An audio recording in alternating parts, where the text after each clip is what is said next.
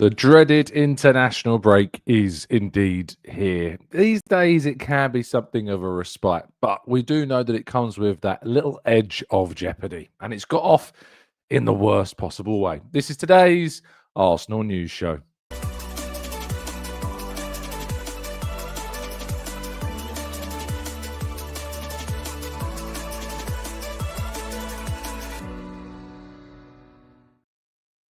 Hello and welcome to the Gooner Talk, back again with you guys and girls from another episode of what is indeed the Arsenal News Show. Joining you every single morning at 8 a.m.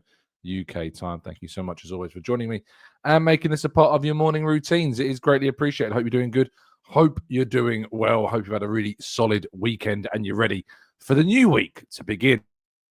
I hope indeed that it's been a rather productive one for you. It was obviously a very positive one for Arsenal, heading to the top of the Premier League table after their 2-0 victory over West Ham United and Liverpool's 2-1 defeat away at Chelsea on Saturday. There were games, of course, on Sunday, which we're going to go through in just a second. But first of all, good morning to all of you joining us live in the chat box today. Very much appreciate you being here. Brian and Runs with Carols. We've got Black Shining Scout Schooner. We've got Trina. We've got Paul. We've got Barry and Arasilki and Martin and Claire. Good morning to Jamil and Shari and Steve. We've got Mark and Norris and Gary and Stephen and Natty Tom. Good morning to you all. And plenty more of you guys and girls joining us every single day in the chat box. You are all greatly appreciated. And as I say, I hope that the start to your week is going to treat you well and that it can be a swift international break. We will be doing shows all through the weekdays of this week, but there'll be no show on Saturday and Sunday, as will be the case through international breaks moving forwards. I think I'm going to take the opportunity of a break myself during these international breaks over the weekend, but there still will be shows over Monday through to Friday. The throat's actually fine. Thank you for asking. It's still just a bit like when I wake up in the morning, the voice can be a little bit croaky, as Amberley, which are doing a morning show, obviously isn't too ideal. But the more I talk, I think the more it gets kind of better gradually. But it's still that hangover from Bilbao. I just haven't been able to kind of shift that the poor voice. But hopefully this week will be the final week where I finally do shift it and get back to full form, full fitness. Right. First of all, thank you so much, as always, to our new member, Bailey. Bailey Moore joining us up as a new member on the channel. Thank you, Bailey, and welcome to the TGT family. Right, let's jump into today's slides. And we begin, of course, with a roundup of all of the Premier League action over the weekend just gone. Bournemouth kicked things off on Friday with a 3-1 victory over Fulham. Spurs winning with a single goal victory at Leeds. Man United managed to get an important victory themselves against Sunderland, even though they weren't particularly convincing either. Arsenal, of course, beat West Ham. Chelsea beating Liverpool to change the title race momentum in Arsenal's favour. Then, of course, on Sunday, we had a lot of games. Jack Grealish with a 93rd minute winner against Crystal Palace for Everton, meaning that they are no longer unbeaten and Arsenal's Invincibles record goes on for another campaign. Newcastle winning 2-0 against Nottingham Forest. Ange Postecoglou's, seventh? Is it his seventh defeat since taking off? Something silly like that. Anyway, I said he was the worst appointment they could have made, and that is being very much proven to be true. Wolves drawing 1-1 with Brighton. Aston Villa 2-1 winners over Burnley. And Manchester City narrowly beating Brentford 1-0 at the GTEC Community Stadium in the late Sunday kickoff. That leaves the table looking something like this. Arsenal sit top of the pile on 16 points. Spurs are third. Bournemouth fourth. Liverpool sitting there on second and 15 points, a point less than Arsenal, a point more than the two teams just mentioned. Manchester City move up to fifth place on 13 points, 3 points behind Arsenal. Crystal Palace drop then to sixth in the league as Chelsea rise to seventh. Everton rise up the league themselves, joint on points with Chelsea. Brilliant job that David Moyes is doing on 11 points, as are Sunderland, of course, who weren't able to win but do drop to ninth. Man United rising into the top half of the table for the first time this season on 10 points. Newcastle sit in 11th on 9 points, as do Brighton and Aston Villa, who have joined those two in the top 13. Fulham, having lost their game to Bournemouth, are on 8 points. Leeds are on 8 as well, having lost to Spurs. Brentford sit on 16th place. They are still very much a team in danger, but Nottingham Forest now just 1 point above the relegation zone.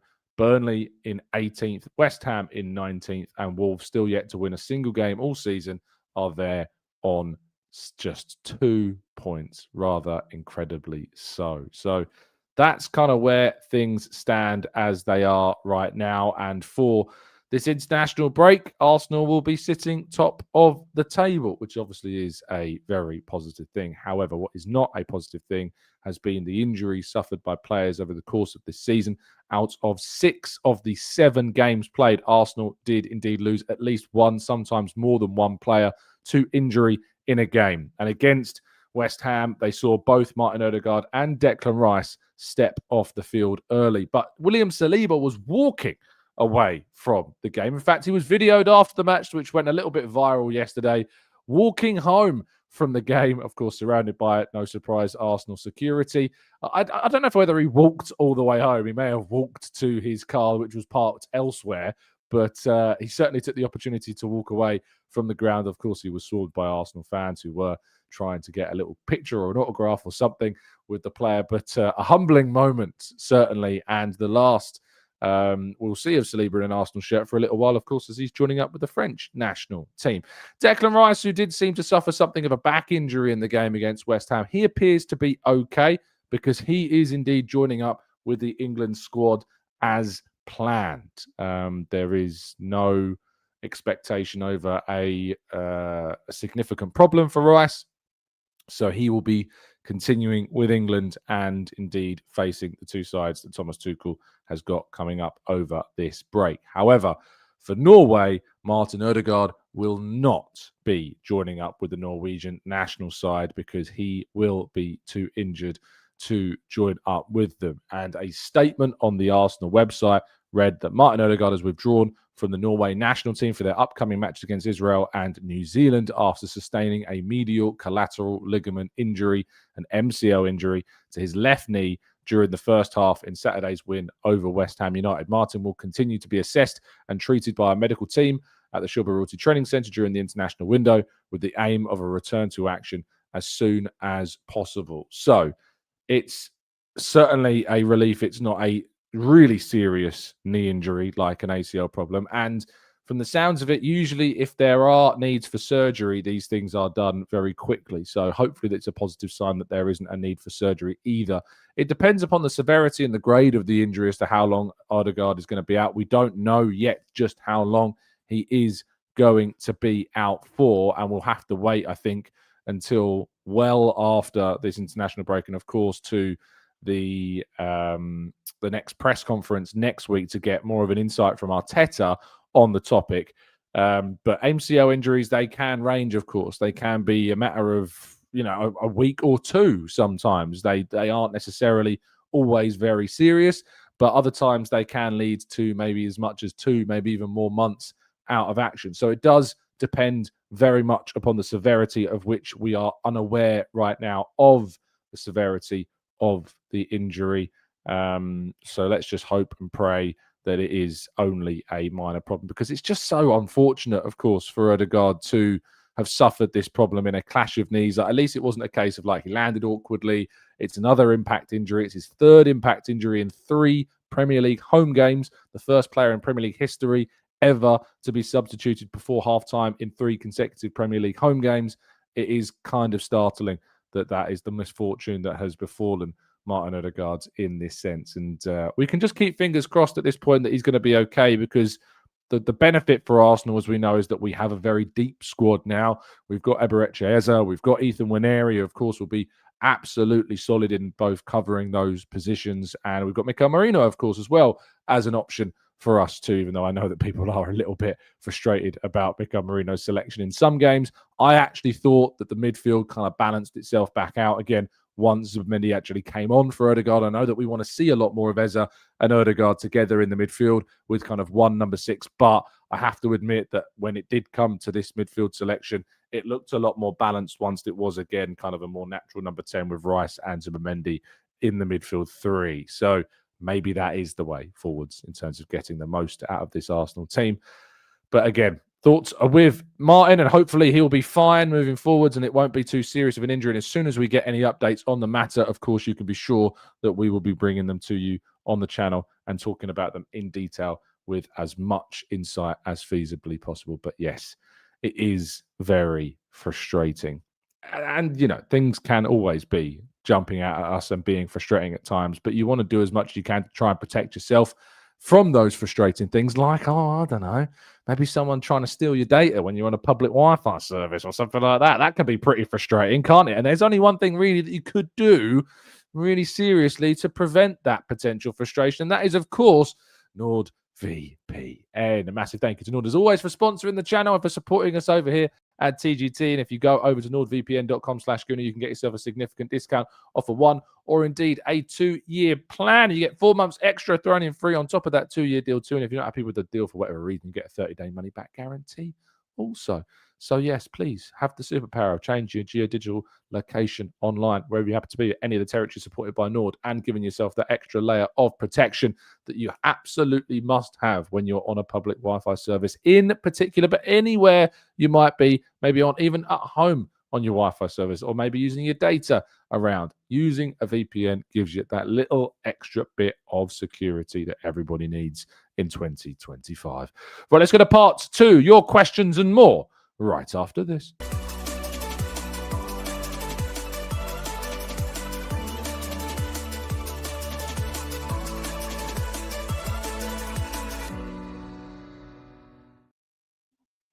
Okay, this is part 2 of today's show, where we're going to be jumping into the chat box.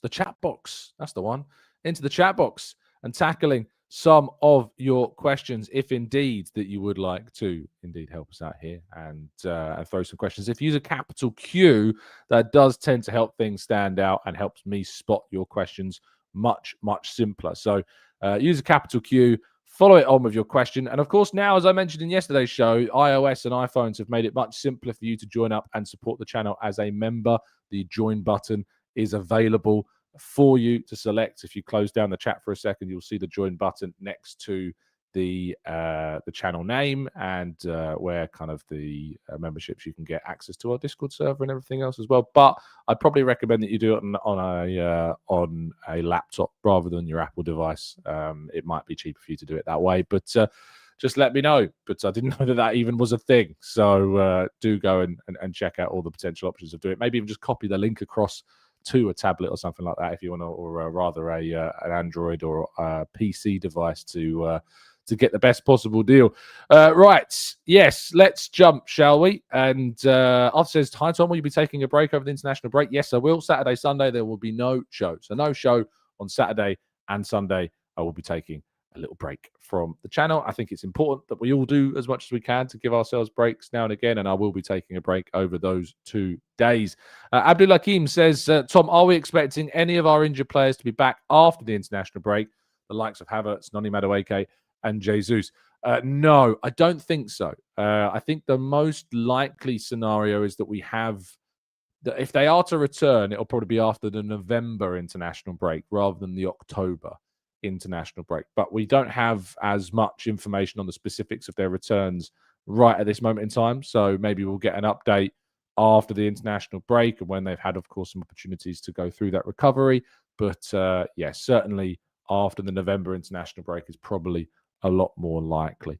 Sally says, do you think Nwaneri is doing enough in training? I know he's only 18, but he seems to have fallen right down the pecking order. Even Marino is above him. Any potential attitude issues? No, I don't think so, Sally. I think that this is pretty normal for Nwaneri. He came on, of course, against West Ham. It's worth pointing out he actually came off the bench, I think, before Martinelli did in the game against West Ham. So no, I don't think there's any issues behind the scenes. I think we've got a very deep squad. We've got a lot of options, and Marino is certainly one of them that has impressed Arteta, and is obviously Arteta's a big fan of him. And Nwaneri, only 18 years of age, gradually getting more and more exposure. With Martin Ødegaard out, I imagine he'll get more opportunities as well, especially with the game's more favourable fixtures that we've got coming up in the coming weeks as well. Lasser says, I feel, Tom, that Saka taking the penalty when Gyökeres surely needs a little team sports, or rather team spirit, to get him going. No, I think people overreacted, in my personal opinion, about the whole Saka penalty thing. It was his 200th appearance. It was his opportunity to get his 100th goal contribution in his 200th Premier League appearance. I don't mind that at all. And to be honest, for Gyökeres, like, he has had penalties already this season. It's not necessarily changed things too much about his record. I think that he's doing plenty of hard work, and it's about the runs and, of course, getting him into those shooting situations. I think that people have maybe overreacted a bit about Saka taking the penalty. I was fine with Saka taking the penalty. Frazzle says, do you feel that Ornstein might break the length of Ødegaard's injury soon? I mean, don't put anything past David. David is the absolute king when it comes to breaking transfers or injury news or just news of any kind in the world of football. So who knows? Maybe we'll get some information. He's been very good on that front this season so far, as has Sami Mokbel, of course, too. Pierce says, do you have any info on how Kai and Noni are tracking? I mean, not beyond what obviously we've already heard on the matter, and that was that, I think it was August time, Havertz was said to be 3 to 4 months, and for Noni Madueke, of course, it was thought to be 2 months, the injury that he suffered in September. So again, that kind of points towards a November return as well, hopefully before that North London derby, maybe after the international break. It depends on how he recovers from that situation. John Rock says, who will wear the armband in Martin's absence? I imagine Bukayo will probably wear the armband in Martin's absence. He seems to be the next in line, with Gabriel, of course, as well, and Declan Rice are the ones that are involved in the leadership group at the moment. Matthew says, are you concerned about the volume of minutes that Gyökeres plays? Isn't it funny? We've had questions. Are you concerned about how little Nwaneri's playing? Are you concerned about how much Gyökeres is playing? I think there is just such an engine on Gyökeres. It feels like that he can just keep going and going and going. So no, I'm not concerned at the moment about Gyökeres' game time, and obviously with players like Trossard and Marino, we have other options if we need to rotate at times. But Havertz coming back, hopefully towards the end of the year, will hopefully also help unburden that load.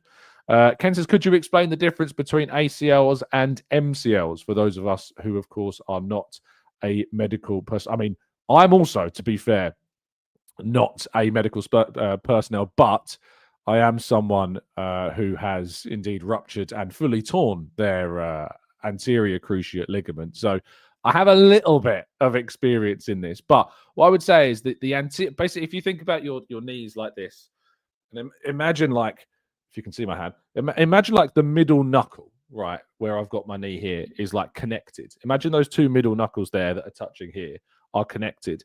That says your anterior cruciate ligament. That's the ligament that basically stops your knee from kind of twisting away from one another. It's the ligament that kind of keeps your knee in line. So if you lose that for whatever reason, it kind of creates a scenario where your knee is very free to move, and obviously that can start to tear and break, and tendons and muscles are a lot more kind of vulnerable. So if you ever do rupture or tear your anterior cruciate ligament, or fully, like I did, fully rupture it, what can happen in that situation is, as I say, you can, if you just try and turn, your knee kind of just buckles and it can just fail. So, and what's frustrating about an anterior cruciate ligament as well is that there is no blood flow to that ligament at all. So there is no way of it healing naturally if you fully rupture it. So if you fully rupture it, you will need to kind of have a surgery. That surgery could be either what we call a cadaver anterior cruciate ligament, where they bring in a donor ACL and implant that effectively into the position of where your old one was.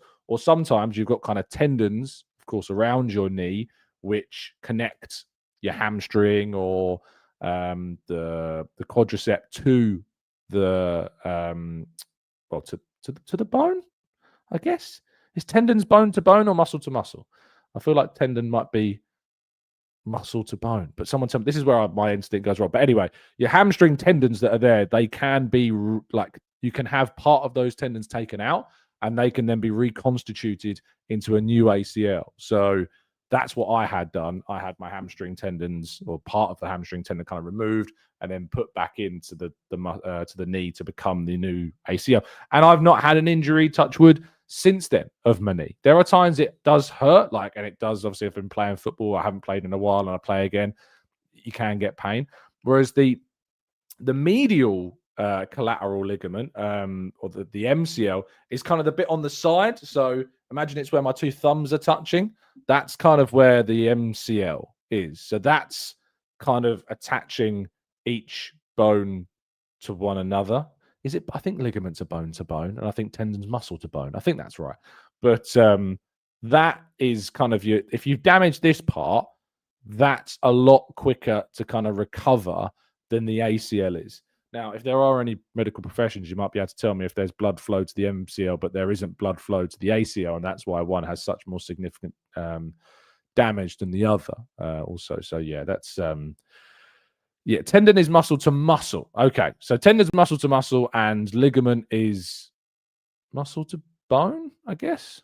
As I say, I'm not an expert on this. All I can say is the ACL is the one in the middle that kind of stops your knee from moving around, and your MCL is the bit like on the side, which kind of connects on the side there. So that's all I can tell you. But ACLs are much more difficult recoveries to come back from. Typically, when you have like an ACL injury, because it's such a significant part of the knee, if you damage that, and your knee can obviously move a lot more freely in the joint, that causes other injuries to like your cartilage and other potential ligaments in there as well. So that's why the ACL is such an important ligament, because it keeps the knee as stable as feasibly possible and stops it from kind of moving around, if you like. So there you go. But yeah, that's the best explanation I can give you from someone who is not a medical expert, at least. The Birdhouse says, who would you prefer take a weekend or two holiday in Mallorca in December when everyone has returned healthily at that point? I mean, our fixtures over the internet over the Christmas period are not going to be easy, are they? I mean, have a quick look. December 20th, Everton away. December 27th, Brighton at home. December 30th, Aston Villa at home. January 3rd, Bournemouth away. January 7th, at home to Liverpool. I mean, can we afford? I imagine there'll probably be some maybe cup games or not Champions League, but maybe a League Cup game at some point in there if Arsenal get that far. The FA Cup starts in January as well, so I don't think Arsenal can afford to worry about having someone take a break. But I guess depends upon the depth that we've got available at that point. Maybe Calafiori, if we've got Hincapié and Lewis Skelly back, I guess it's probably the most protected area of the pitch as well. I'm not part zombie because I didn't have the cadaver donor ACL done. I had the reconstituted tendon surgery. So, which I think is probably, I mean, I don't know, but I'd assume I'd probably rather that one, because obviously, like even though it's not specifically an ACL, it's obviously a part of what was your body anyway. Whereas you have to have the other ligament take to your body, I guess. I don't think they do that one as much anymore, but I don't know. I'm trying to explain things that I'm not an expert in, but I'm giving you the best example that I have. Ivor says, I doubt that Gyökeres is so fragile and egotistical that he can't understand the historical significance of 200 games, 100 goals and assists. I, for one, certainly don't prioritize his feelings over Saka's. And he says, there is blood to this area. So there you go. So that's the kind of key difference between MCL and ACL. MCL has blood flow to it, which makes a healing process obviously enabled, whereas an ACL does not have a blood supply to it. So if you rupture it, that's why it needs surgery most of the time to fix it, whereas an MCL has blood flow, so it can, of course, get the relevant fixy things to it. Dara says, morning, Tom. Not football related, but I'm starting my new job in a secondary school. Any advice for the first day? Any advice? Don't do it. No, I'm joking. To be fair, I always said that if anyone ever came to me and said, what's your recommendation about teaching? I would say, don't do it. But considering you are doing it and you're different to me, you might be better at it than me. You probably will be better at it than me. I didn't leave teaching because of the teaching aspect of it. Like, the teaching aspect of it, I loved, and it was more because I wanted to chase this dream of journalism and making Arsenal my job, basically. But I will say that the best advice I can give is, and it's it comes straight from Erling Haaland, is be humble. Understand that you might think you're good. You might think that you are ready. You might think that you've got this nailed and that you're comfortable and confident going into it. And maybe you're not. Maybe you've got some doubts, but just be humble about entering secondary school, because it can be a humbling experience if you don't go into it rather humble. If you go into it thinking you're Billy Big Bollocks, then you might end up having a bit of a shock. Always ask for help from your mentor, your line manager, from your head of year, your head of department, whoever. Never be afraid to ask for help. Never be afraid to ask for someone to come into your classroom and give you advice or watch you or see where you might need to improve. And and follow the protocols. Learn what the behavior policy is, learn what all of that can be to help you with that potential situation where you've got an unruly child that you need to kind of discipline in terms of following the behavior policy. If they need to exit your room, they need to exit your room. You can't prioritize one kid over 29 plus others.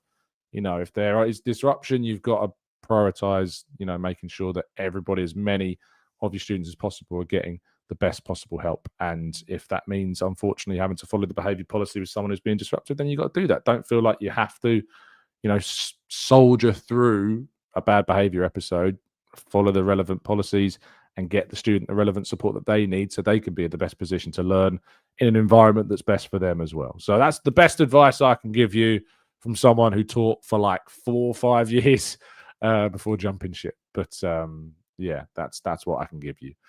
Carl says, I was that unruly child. Yeah. Yep. Many of us were, Carl. And that's why I think back and go, yeah, I feel bad for some of my old teachers when I was at school. TG says, we are leaning a lot, learning a lot, maybe. We have shoulders, now knees. I bow to others' knowledge. Keep it up. Never too old to learn. I think that's what TG was saying. Spirit says you can prioritize one chatter in a stream over thousands of other people. Oh yeah, all the time. Guess what? It's because I'm not a teacher anymore. Paul says, rather than all these mini breaks, would you be in favor of a 3 to 4 week international qualification tournament in January? I think so. I'm definitely open to a different idea because the current idea just really bugs me. That said, I think I've started to learn to like the international break, but not as a fan, as someone whose job it is to work in football. I think that's where I've learned to like the international break, even though it's quieter and you have to be a lot more kind of hard thought with your ideas about what you're going to write. I am much, much more inclined to embrace the international break for myself, to be fair. Logan says the best teachers were the friendly ones. I mean, yes and no. Some of the best teachers I know are the strictest. I think I learned a lot more from my stricter teachers when I was at school. Yes, there were some that I wanted to, you want to be more well-behaved for the ones that treat you. It's more of a fun lesson or whatever. But I would say that some of the strictest teachers in the world are probably the best teachers in the world as well. So it goes both ways. Darius says, I have thought before, but just in different schools. I have taught before, sorry. Oh, goodness me, Dara, come on, get your spelling right. I mean, I'm always perfect with my spelling and counting. So this is a brand new experience and role for me. Well, good luck for it, Dara. I hope it goes well, mate, and I hope it goes smoothly. Bailey says, how do you see Hincapie integrating into the squad with Miles Lewis Skelly getting so few minutes and Calafiori being brilliant? I mean, it will happen just naturally. He'll come off the bench. He'll start certain games. He'll play left back. He'll play left centre half. I think there'll be certain games where maybe we go to a back five if we're trying to hold on to a result in a tricky environment. So, yeah, we've got Champions League games and League Cup games and FA Cup games. We're going to get plenty of minutes to these players. I have no doubt about that. Christian says, anyone else worried about Man City rather than Liverpool? I mean, yes, I said this yesterday. I said this on yesterday's show. I said I've got a greater concern at the moment about Manchester City at the moment than Liverpool. I think it's something to be aware of. So certainly be aware of that potential threat of them. Paul says Dara has a solid defense and a counter-attack when needed. Yeah. As I say, the counter-attack is always follow the policy, mate. Don't go rogue. Just follow the policy. After school teacher, you should be in school already. The kids will think you're scared. Yeah, hold on. It's 8:30. What are you doing? Are you in the must be in the staff room? Arthur says City were very lucky yesterday. They were very lucky, but they are still a big threat. Knapshot says the signing of Donnarumma has reinstalled City's confidence. Dan says, hi Tom, physio here. ACLs can heal once ruptured. It's just a long process with no absolute guarantee. Studies actually show little difference between surgical and not. 3 years from now. That's really interesting. So that's very different to what I was told when I had my injury, which was back in, I had the injury in 2016, I think it was, 2015, 16. But I didn't get the surgery until like 2018. I got it a lot later because I was at uni and then moved back down south and MRI results got lost and it's just a whole process. But yeah, I think I got it fixed in like 2018-19. I had about 6 weeks off work because I couldn't walk, and I was in recovery. And then, yeah, I was kind of always told that surgery was kind of an absolute must for a ruptured ACL. Like if the ACL had completely sheared and it had completely ruptured, there wasn't really kind of a way back, and it was always going to be weaker from that point. And if I ever wanted to go back to sport or any kind of exertion on the knee, and particularly twisting, I'd have to go and have surgery, which I did. Chris says, we don't have any AFCON players. Liverpool have Salah, but age is catching up with him. Many ungrateful Liverpool fans were saying they should have sold him instead of Diaz. Football fans are fickle. Oh, so fickle. And that goes for, it's not just Liverpool fans. We're fickle. Arsenal fans can be incredibly fickle.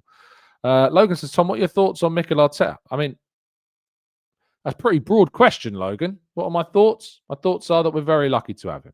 They're my thoughts. Dan's following up on the ACL says, MCL has great healing capacity and is usually offloaded from surrounding muscles, which is why the timeline is quite friendly. There you go. Some great insight from Dan on that topic. Spearmint says, we are. Name one time we were fickle. Probably yesterday. Probably earlier in this show. There was probably some fickleness. Or maybe even the Gyökeres Saka penalty was a little bit fickle, a little bit of a fickleness it was. Trev says, you did your ACL when busting some moves on the dance floor. I actually have a story about the ACL. So, the story goes that I was playing indoor football at the time, and it was like the last minute of the game, and I turned on the ball in the corner of the pitch, looking to kind of trap the ball and turn back on my opponent. And as I turned, my foot stayed in one direction and my knee moved in another direction. So the lower part of my knee stayed straight. The top part of my leg went left, meaning a complete kind of like shear of the knee, which was horrible. I didn't really know how badly I damaged it at the time. So I didn't really get it I did get it checked out briefly, but I thought it was just I just twisted my knee and I hadn't really done it properly. So I kind of went out like 2 nights later. And I remember I was walking to a club chatting to somebody on the way to the club, and there was like a can on the floor in front of me. And because I'd had a couple by this point, I was feeling pretty confident. I went to kind of just go kick the can down the road, as the old saying goes. And when I planted my left knee to go and kick the can with my right foot, as I planted my left knee, my knee just basically went like that and and I just fell to the floor and obviously laid there in a lot of pain, unable to move, get up, or put any weight on my knee. And so they called the ambulance, and this, not a proper ambulance, but whether the smaller cars came along the road and just assumed that I was some drunk student, like just too drunk to stand up, basically. I wasn't. I was obviously in a lot of pain and unable to stand. So they wrapped me in a foil blanket and left me there on the floor. So my flatmate at the time had to help me back to our flat where she had a car, drove me to Nottingham Hospital, where we sat for 6 hours in A&E to wait to get seen. Obviously got seen, had an X-ray at the time. They said that obviously nothing was broken, but that X-ray doesn't show you the ligaments, so they couldn't tell whether or not it had indeed done anything. So I got booked in for an MRI scan, had the MRI scan. They lost the MRI scan. So I had to then, when I left Nottingham, I went back down southeast, where Medway, and went to Medway Hospital, had another scan done, and was told that, yeah, I'd fully ruptured the ACL. And the thing is, I knew at that point what I'd done was so bad because I did it on several other occasions. I probably just tore it in the first instance, but I re-injured the knee like 3 or 4 times afterwards because I never got it fixed at the time, and it never healed. That I'd have a little kickabout, and all of a sudden, my knee would just go, and I couldn't carry on, and eventually I had to get it fixed. But that got fixed, as I say, back in, I think, something like 2019. I think I've got a picture of me post-surgery, quite high off of pain medication. And it was not a pleasant experience. Believe me, having that surgery, it was not a nice experience at all. I mean, the doctors were brilliant, and to be fair, I was basically told that it was like one of the best seamless surgeries with no complications or anything they've done, and that has stood the test of time because, as I say, I've not suffered any injuries of the knee since then. But yeah, it was definitely an unideal scenario when you're at uni, and I had absolutely no clue or insight into that whatsoever. Here's the picture. Let me just crop it down for you. But it was not a, it wasn't a pleasant experience. There you go. There's me post surgery, not looking particularly. Hold on, focus, camera, focus, please. Can we get it? Can we get focus? There we go. It kind of focuses and then doesn't. But that's me post surgery. It's not gonna. There we go. So yeah, I was pretty high on painkillers at that point, and I felt the need to take a selfie, but it wasn't great at all, and it was a terrible experience. Yeah, and the thing is, they try and get you to kind of walk on it like straight away after the surgery's happened. So the next morning after surgery, I'm already like on crutches trying to put weight onto the knee because they want you to get it working as much as possible. Yes, so much hair, Arthur. I know my hairline is definitely. I mean, I say that it's not wildly different to what it was then. It's just a little bit more. I think my dad was bald by like 28, so I guess I'm quite lucky at the moment that I've not befallen that that pathway yet. I'm sure I will one day. It's definitely going gradually, and it grows back a lot slower these days. But yeah, there you go. Kingston said, dislocated my toe. Didn't need surgery anyway. They just popped it back in. Yeah, I mean, dislocations are very different to like ligament injuries. Dislocations can obviously cause some ligament damage, depending on if you dislocate your knee, you could potentially risk doing some ligament damage. But like you're just popping it back in, and then obviously there is a lot of swelling and pain after that. And obviously I think it weakens the joint so that it could happen more likely in the future. But yeah, dislocations they're very painful, but they are obviously they're much simpler than other situations. Nifty Legend says, regarding the noise in the Emirates Stadium, do you think a lot of fans feel the same way as Yardman does on AFTV? I personally don't, but because the channel is so big, it could be a fact. I don't know what his view is. So you'd have to let me know what his view is. So I don't know what it is. I don't watch it. Amarogana says, Tom, it's not always the injury. It's more probably to do with the mental fatigue. Oh yeah, without a doubt. Like if you've been like able-bodied like all your life, and then all of a sudden that's taken away from you, even over a short period of time, losing that freedom, absolutely has a mental impact, 100%. 14M5 says, Ødegaard out for anything between 2 to 8 weeks. I expect all depends on the grade. I mean, yeah, that's probably the rough range of what an MCL injury is, 2 to 8 weeks, but it depends on how serious it is. Feel free to send me a link on any of my DM platforms at Tom Canton Media on Insta or X or B Sky. You can find me on there. Birdhouse says, baldness comes from the mother's side. How's her hairline? Pretty good. So hopefully I'll be all right. Padgett says, yes, it shows how superhuman Timber has been since his injury. Actually never seen a recovery like it. It's very true. That injury from a serious ACL surgery that cost him obviously a whole season effectively, bar 2 games. Brilliant.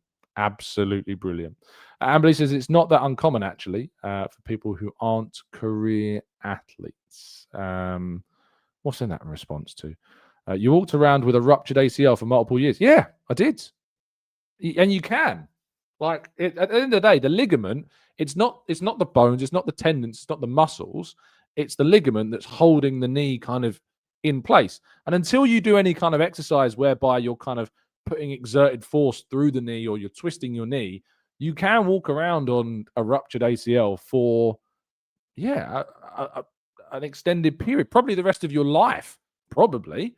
But if you want to do any level of exertion through the knee, then you're going to need to get that ACL. I assume anyway, other than what we were being told by Dan earlier, but you're probably going to need to get it fixed to have any kind of serious hopes of playing football competitively or even semi-competitively or even casually, in the future.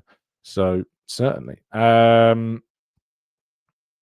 Arthur says, Terry indirectly had a go at Yardman yesterday. Terry asked him, why is he still attending football matches with his views? Again, I don't know what his views is, so I can't comment. Leon says, saw some physio accounts saying it's unlikely to be a grade 3 given how it occurred. Hopefully they're right and it's a grade 1 or 2, which is 1 to 6 weeks. Luckily, we have 2 weeks off now as well. Yeah, I mean, it's perfectly timed international break for sure. Jay Knott says, Tom showing his true British grit. Yes, that's what heals wounds. being British. I'm going to go put a flag up. Amberly says, that yard man is an utter clown. I'd like to think he doesn't represent most. I don't know what the guy said. I can't even comment without knowing what he said. So it's all well and good having a view on it. Okay, someone sent me a DM about it. Let's see if I can have a look.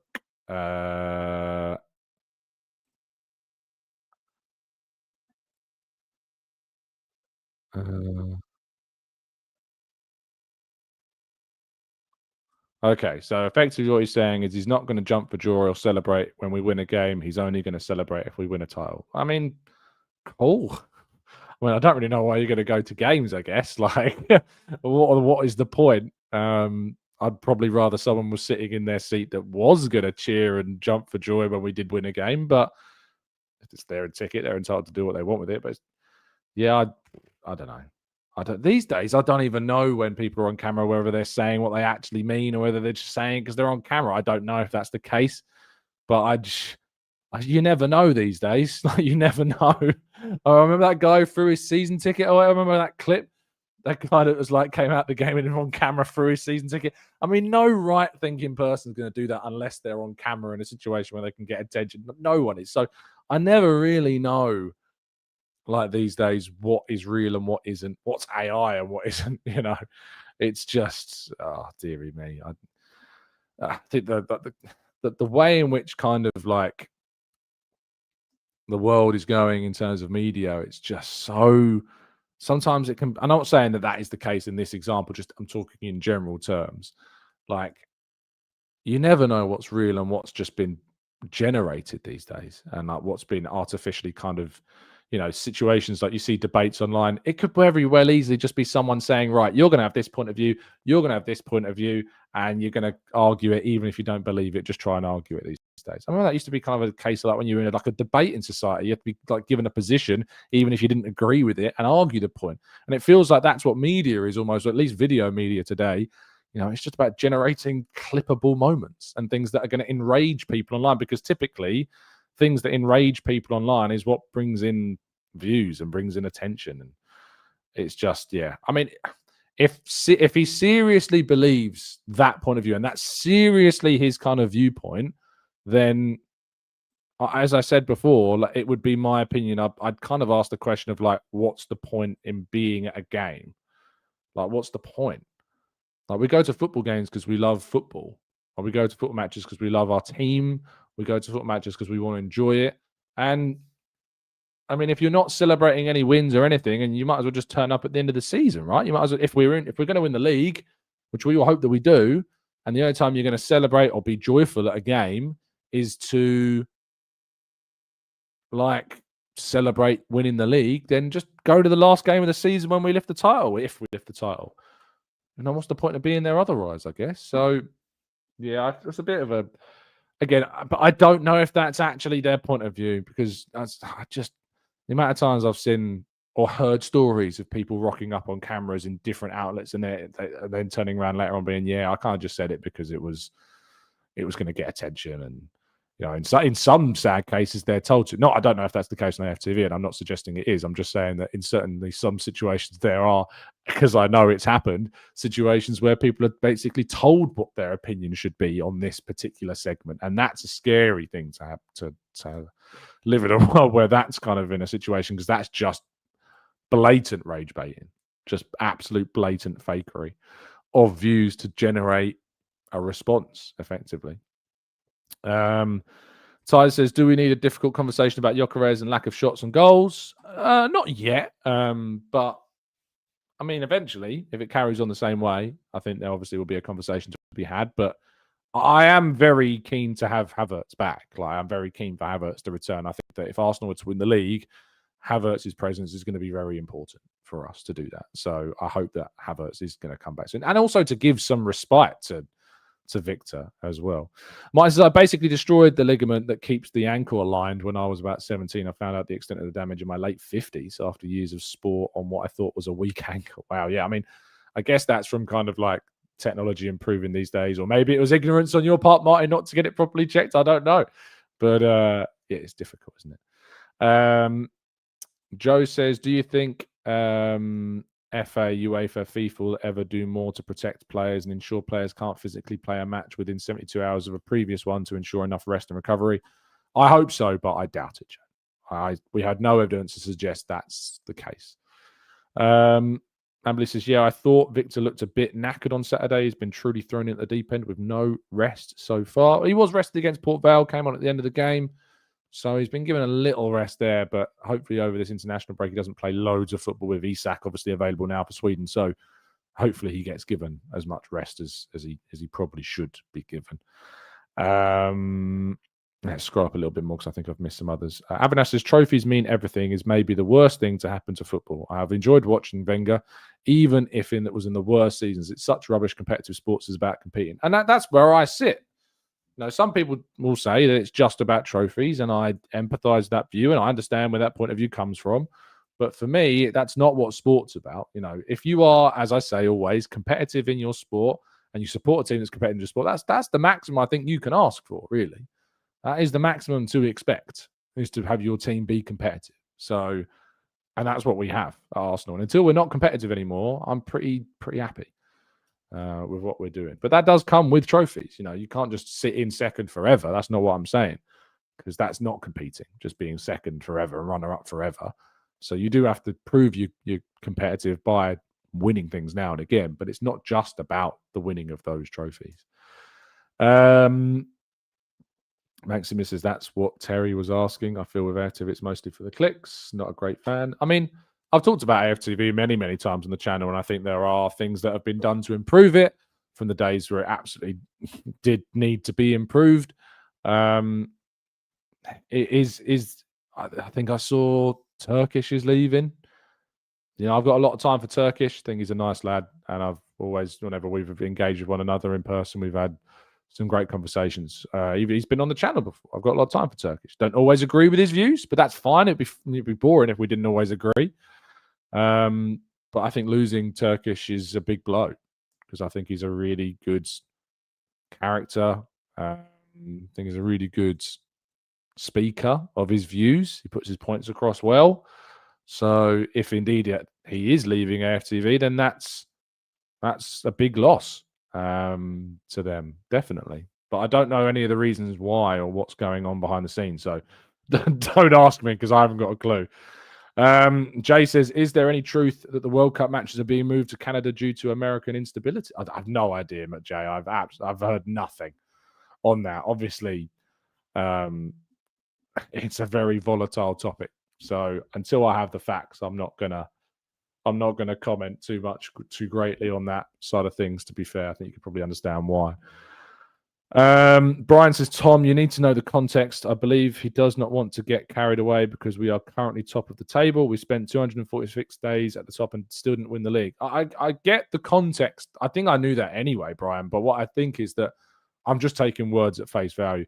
If you're not going to be joyful at a victory, if you're not going to celebrate a goal, celebrate a win in any context at this early stage when we've just gone to the top of the table, I question why you would want to go to games. Like, I question why you want to be there. And I'd question personally if that seat couldn't be filled by somebody else who is going to celebrate, who is going to get the absolute maximum out of that seat at a game. That's what I would argue myself personally. Hopefully forever Arsenal comes back, says Portals. Yeah, well, I guess he'll probably be with someone else if it's not Turkish, if he's leaving. But I mean, his Big Six show is great. Those environments there. I did enjoy some of the clips I saw back from the Chelsea-Liverpool game with Turkish and Matisse, and it's quite a fun watch. And it is entertaining. Like, some of it is entertaining. There's no doubt about that. There's no doubt that some of it is entertaining. Like, I don't think I could ever do a watch-along myself. I used to do them with Hugh Izzy. I mean, Hugh Izzy used to do them back in the day, and I had fun doing them. And thankfully, we were never kind of clipped up, or like it never felt like we would. Like, it never felt artificial. Like, we were doing it, and we had a lot of fun doing it. And I remember that West Ham game, was it 3-3 West Ham? And we were like 3-1 down. We got it back to 3-3, and like, we had a great time filming that. Like, that was a great moment. But there were real times when me and Hugh would get really into it and would disagree, and I wouldn't see eye to eye on a certain topic, and it'd be a good debate. But I don't think I could ever do watch-alongs again on a YouTube kind of format. I definitely could in like radio commentary and like co-coms is something I'd always be keen on exploring, but I could do what Harry does. What Harry does is unbelievable. Like commentating on a game is really such a skill, and he does it so well. But yeah, I don't think I could do a watch along. I just think almost like the watching of a game to me is a bit sacred when I do it as a fan, and I don't do it as a fan often enough with Arsenal anymore because I'm always working. But yeah, those are great memories I've got. You know, the Hughesy shows that we did. We did a show on TalkSport together, and the road it was the Road to Moscow shows, or we would do it on the lead up to the Russian World Cup. Those are some great days. That's where I met Ali Adair for the first time. Jeremy's, he's a good friend, and it's nice seeing him at every game in the press room. And obviously, he did a great job on our live show last year. By the way, I'm looking into the live show for next year. I think I'd already organised it by this point last year. I've been a bit slow off the mark. We've had a lot of chaos with work, as you well know about. So I haven't been able to get on that as much. I am looking at potentially, and I should have probably laid this past you earlier. I did put it into our Discord server the other day. But I am looking to do the live event in maybe a bigger room on a Saturday night, because so far we've done them on Thursdays, and we did them at the Old Queen's Head, which has been a brilliant venue for us, and we've sold it out the last 2 years, and it's been great. But that room's about like 80, 85 capacity, whereas I think we're going to be looking at maybe double that size, but on a Saturday night. So I'm not sure about it yet, because I'm not sure if we'd sell it. So I just need to make sure whether or not we'd be able to get 160 of you coming down on a Saturday in February or March, probably on a match day weekend if we can do it, because then obviously if there's a game on a Sunday, we can do the pod on the Saturday evening. People can come down for the game, stay over, go to the game if they've got a ticket, or even just come to the show. But on a Saturday night, it makes it a lot easier, of course, for people to attend. So rather than a Thursday night, it's trickier for people to attend, especially if they're traveling for the event. So I'm looking at a Saturday night gig in February, March for next year's TGT live show. So just get in touch if you're interested. It gives me a good idea about how many people would be up for coming, and I'll get you more details as and when we get them about what will happen. Let's take some more. Sabre says, I wish Turkish the best. He's too negative for my personal taste, says Sabre. I mean, it's different points of view, isn't it? People are different. You get on with some people, you don't get on with other people. It's just the way it goes. Patrick says, I can't stand the fan feud stuff personally. It just comes across as immature. So the big six stuff doesn't really appeal to me, but each to their own. Maximia says, where are the old folks like Hugh, Izzy and Bailey, etc. nowadays? Have they left the YouTube? No, Hugh's been doing some quite good YouTube stuff of late, actually. And if you go and check out some of his videos from the summer, I love the way he edits them. I think they're edited really well, and I think he puts together. It's unsurprising. I mean, he's one of the proper OGs of YouTube, really. Sidemen days, Sidemen 11s, and charity matches, and that. He's a great lad. And then Bailey's now doing some stuff for Sports Direct these days, and he's doing very well for himself. So I'm sure he'll appreciate you asking. Yeah, he's doing very well. Answers, just saw the Barcelona-Seville game. Was impressed with Alexis. He's still looking good. Yeah, it's good to see that. That was great to see it on the weekend. Alexis Sanchez getting a result for Sevilla against Barca, which kind of gave Real Madrid again the impetus in the title race in Spain. United says, guys, we're so very far from 1K likes. We've not been doing our 1K like challenge. We don't tend to do it throughout the season. We do it during the transfer window because a lot more people are interested in the show during the transfer window. But if you want to help us get to 1K every day, please do. And Matt says Hugh's been doing watch-alongs again. Well, there you go. Go and check out some of Hugh's watch-alongs. Go and watch some of the games with Hugh. Young Gunner says, Tom, why is it on every social media post where other fans have to throw in Arsenal? Because we're massive, mate. That's why. Because we're massive. Just saying, says Tom, many reports now are scouting, where apparently Arsenal are scouting Yildiz of Juve. I've not personally heard anything on that, but that's not to say it isn't true. But he's a very talented young player. And obviously, I think the left-hand side is an area that Arsenal will look to invest in the future and replace Trossard in particular, as he's now in his 30s, isn't he? So, yeah, I think it's not out of the question at all that Yildiz would be someone that Arsenal is certainly looking at. John says, it was amazing when Henry was breaking down his chip volley against Man United a few days ago. What a class video. Yeah, I mean, Henry for me is like hot and cold. Right? I like a lot of what he says, and then sometimes I'm like, I don't really align with some of the other things. Obviously, as a player, I couldn't adore him more, but as a pundit, I kind of get hot and cold with Thierry. But he is a good analyst. I feel like, he breaks down moves really, really well. But just some of the views sometimes come across a little salty, I guess. But still, he's the king as always. Right. I think we're going to wrap things up there. Thank you so much for listening. Really appreciate your time. Hope you appreciated our discussion on today. We've covered a lot of ground. And if that's the case over the international break, then we should be fine for content because we've covered a lot of stuff today. But yes, highlights, of course, from the first part of the show. But if you could drop a like on the video before you go, that'd be greatly appreciated. Share it around. Tell your friends. I met up with Jay came and saw me. Jay Collins in the chat came and saw me for one of his pals at the weekend as well. And that was great to meet you both. So I look forward to future engagements, I'm sure. But thank you to you all for listening. Appreciate your time. And I'll be back with you tomorrow morning, bright and early, 8 a.m. Stay safe, stay well, stay happy and respectful. And as always, up the Arsenal.